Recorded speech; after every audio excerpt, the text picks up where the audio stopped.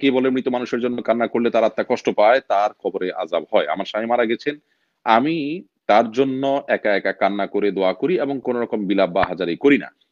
আ কেন চলে গেল? আমি কান্না করি, দোয়া করি। এখন আমার স্বামী আমার কি গুনাহ হবে কিনা? আ বোন ফাতেমা, অবশ্যই আপনার স্বামীর এর কারণে গুনাহ হবে না। কারোর পাপের বোঝা অন্য কেউ বহন করে না। আল্লাহ তাআলা বলেছেন, "ওয়া আল্লা তাযিরু ওয়াজিরাতুন বিজরা উখরা।" কারোর পাপের বোঝা অন্য কেউ বহন করতে হয় বা করে না।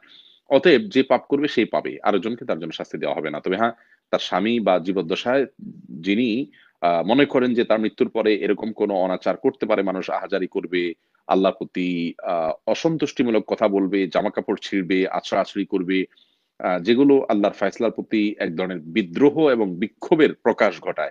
এরকম কিছু করবে মনে হলে তাহলে জীবদ্দশায় আ ওসিয়ত করে যাওয়া উচিত পরিবার পরিজনকে, যেন তারা তার মৃত্যুর পর এরকম কোনো কিছু না করে। এরকম যদি আ আপনি ওসিয়ত করে যান তাহলে ইনশাআল্লাহ সেক্ষেত্রে আপনার এর জন্য কোনো গুনাহ হবে না। এটা হলো একটি কথা। দ্বিতীয় কথা হলো যে আপনি যেভাবে কান্নাকাটি করছেন বলছেন যে এই কান্নাকাটিতে কোনো অসুবিধা নাই। রাসূল আকরাম সাল্লাল্লাহু আলাইহি ওয়াসাল্লাম নিজে কান্নাকাটি করেছেন। তার ছেলের মৃত্যুতে তার চোখের পানি পড়েছে।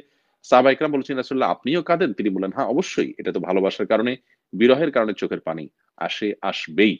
বিধায় কান্নাকাটি করাতে দোষের কিছু নেই। নবী করিম সাল্লাল্লাহু আলাইহি ওয়াসাল্লাম লানত বর্ষণ করেছেন আস-সালিকা ওয়াল হালিকা, এই জাতীয় লোকদেরকে, অর্থাৎ যারা আ তার প্রিয়জনের মৃত্যুতে আছড়া-আছড়ি করেন, অসন্তোষ প্রকাশ করেন এবং জামাকাপড় ছেঁড়া